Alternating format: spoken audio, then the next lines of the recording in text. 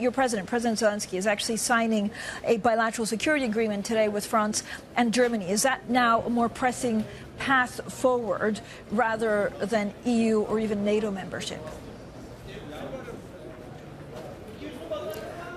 Well, it's an inevitable element of shielding sub-military and financial support to Ukraine and advancing military and industrial cooperation and production, making sure that Ukraine is capable to defend itself and Europe is capable to defend itself for as long as it takes in practice. So it's vital. At the same time, these are the arrangements which form the bilateral basis for security and defense cooperation, shape up the legal commitment on support to Ukraine's territorial integrity and sovereignty, but also are operational until Ukraine becomes a member of NATO. So we're having a discussion here, and President Zelensky have already arrived to Berlin, and hopefully more good news to follow.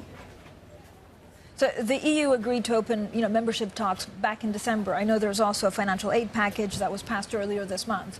What do you see as your 2-3 priorities actually going forward? Well, it was a very important decision to us, and basically European process and Ukraine's membership to EU is the major guideline and the mapping of the democratic reforms. It's a very important transformations that we are putting to our focus, reforms related to the rule of law, democratic freedoms, democratic institutions is the core of our existence. While we're fighting the war, it's very important that we make and keep the country being fully functional, operational, and democratic. So that's the core of our accession process to EU, and that's how we work. In fact, Ukrainian delegation will head over to Brussels already this week for the first round of negotiations on the rule of law. There's a recent German research group that actually put out a report only today saying that the EU would probably need to double military aid if the U.S. gap or if the U.S. assistance for Ukraine remains stalled. Have you had any assurance, or do you think that the EU would be able to provide that assistance? And is there a political will and the money?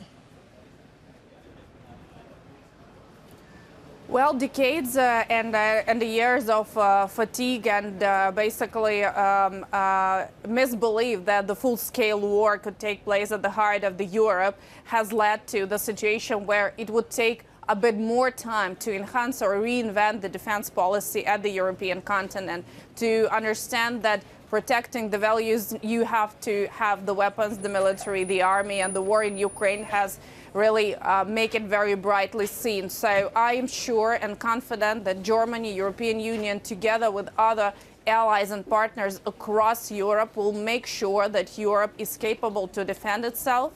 And the gap analysis has been done. The decisions will be taken like EU defense strategy, EU common defense industrial policy. But for the major thing for Ukraine is to withstand throughout this period and make sure that we curve our victory and make sure that Europe will be able to preserve it. How concerned are you about the delays in U.S. support, and is that likely to get better or worse under a potential Trump presidency? We have this slight movement in terms of the decision, and now when Congress has went to a break until the beginning of March, we have still a slight hope.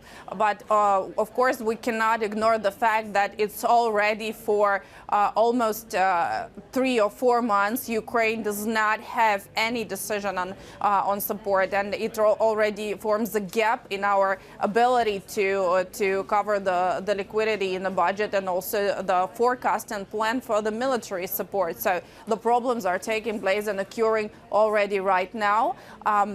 We have the hope. We are working on the different B and C plans. We do the contingency planning on our side, but at the same time, we see a lot of politics and political rhetorics related to elections in this discourse. So we hope that our hope is based on the understanding that politics is politics, but the sovereign interests of the United States to preserve the democracy around the globe will prevail on both sides.